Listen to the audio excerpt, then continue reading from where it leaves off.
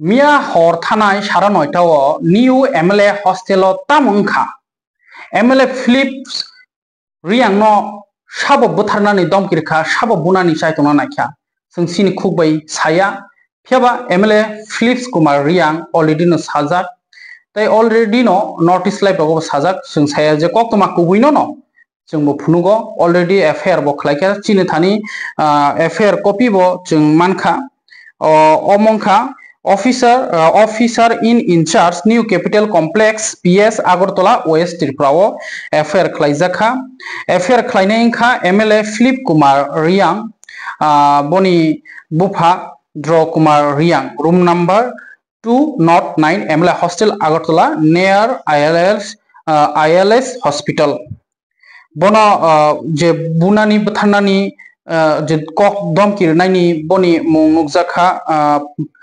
पथिक देबरमा ने अरख एफआईआर कपिओ पथिक हनी काखा खनामनि बिसिन थिंखे प्रतीक देबरमा नै जों आमनि बिसितै आमबो जों सालिया अमनतै सीएम बाय हास्तेनि chief minister Shri doctor Manik Saha बाय पुइला मालाय लेखा 9 जना एमएलए टिप्रामो थानी यागुलो मालाय माने यागुलो न एफआईआर लॉर्ड्स खायो एमएलए फिलिप कुमार रियांग आमनतै बोताम सागा खनानै दे फियाबा ओ मांगपली रगनो नुगै किसा खाकाओ साना थांगा तिप्रामोथा वर्सेस बीजेपी नो क्लाइखा ओमाय क्लाय एमएलए हॉस्टेल थांगी बो खरकसे एमएलए दम किरजाकमनी नरक ओ मांगपली बो किसा नायनाय दी ओमाय के क्लाइजाकमनी बेलाय नो वानाम सिनसा आमनतै एमएलए फिलिप्स कुमार रियांग मंत्री बृषकेतु एमएलए रंजित देब्रमा ब्रक तामसागा खनायनाय दी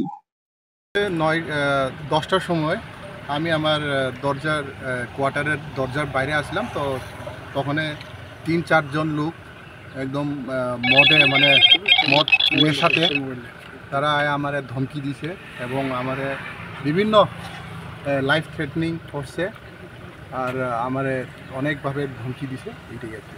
ওরা ভিতরে ঢুকলো কিভাবে এটা আমি কইতে পারতাম না বাট আই থিঙ্ক তারা একজনের কাছে মনে আইছে আমার যে উপরের কোয়ার্টার তাই না এখানে মনে আইছে। কার কাছে এটা প্রমোদ রিয়াংয়ের কাছে মনে আইছে। তো বিজেপি এমএলএ হ্যাঁ বিজেপি এমএলএ উনি ও তারা কি মতো অবস্থায় ছিল? হ্যাঁ টোটালি দে আর ইন মানে হাইলি ইনটক্সিকেটেড। তার কি পলিটিক্যালি কিছু বলে মানে হুমকি দিয়েছে আপনাকে?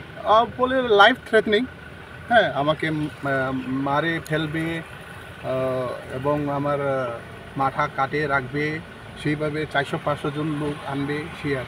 তারা কি আগে থেকে আপনাকে চিনতো বা আপনি চিনতেন? না না না। কয়জন ছিল তারা? 3 জন, একজন নিচে আসছিল। তাহলে হঠাৎ করে আপনার উপরে এখানে ওরা এইভাবে আমি এটা বলতে পারবো না কিভাবে হঠাৎ এটা। আমি তো আমার ফ্যামিলি ম্যাটারে একটু বাইরে কথা কইতেছিলাম তখন হঠাৎ তারা কোনখান থেকে আইলো দেখা গেল, পরে জানা গেল এটা প্রমোদ রিয়াংয়ের কাহিনী থেকে আইছে। তারপরে এই আর কি। তারা কি জনজাতি অংশ ছিল? এখানে বহুত আছে, জনজাতিও আছে নন জনজাতি। প্রমোদ রিয়াংয়ের সঙ্গে কি এরপরে আপনার কথা হয়েছে? না না, তাইনের সাথে আমার কোনো কথা।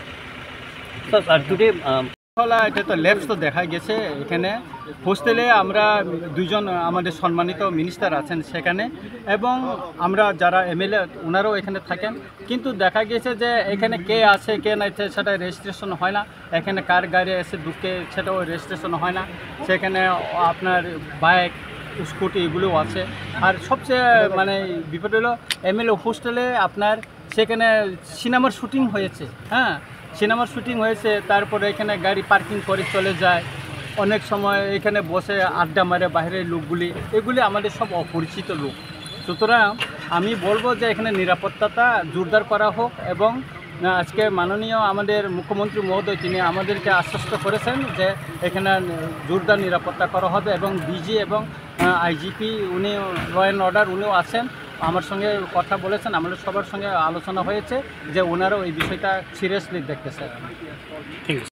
নিরাপত্তা বলতে এখানে আমরা যেটা দেখতে পাচ্ছি এত রাতে, তাও রাত 10টার সময়, এটা একদমই ঠিক না। এইসব ডিসপিউট হওয়া খুবই দুর্ভাগ্যজনক বলে আমি মনে করি।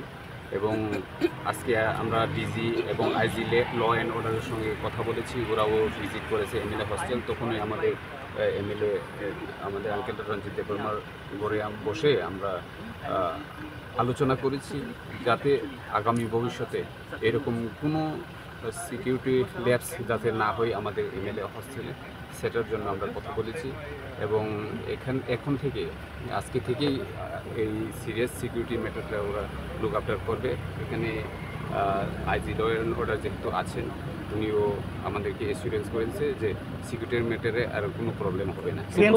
কি বলেছেন এবং মুখ্যমন্ত্রী রিপ্লাইতে কি বলছেন? মুখ্যমন্ত্রীর কাছে আমরা যেটা ডিজি সাহেবকে বলেছি, আমাদের সিকিউরিটির ম্যাটারটা ওটাই ওনাকেও বলেছি যে এরকম ঘটনা খুবই দুর্ভাগ্যজনক যে একটা এমএলএ হোস্টেল প্রোটেক্টেড এরিয়াতে কীভাবে এত রাতে সাধারণ জনগণ ঢুকে এভাবে এমএলএর সঙ্গে লাইভ থ্রেটেনিং দিতে পারে, এই কোয়েশ্চেনটাই আমরা ওনাকে করেছি। এবং উনিও অ্যাসুরেন্স দিয়েছেন যে উনি দেখবেন যে কীভাবে এটা হয়েছে এবং আইনের পথেই চলবে, উনি ওই কথাটা আমাদেরকে অ্যাসুরেন্স দিয়েছে। শাসক দলের শরিক বিধায়ক হওয়া সত্ত্বেও মূল শরিকের বিধায়কের রুম থেকে বেরিয়ে আক্রমণ আপনাদের উপর, সামনে এডিসি নির্বাচন, বিষয়টা কীভাবে দেখছেন?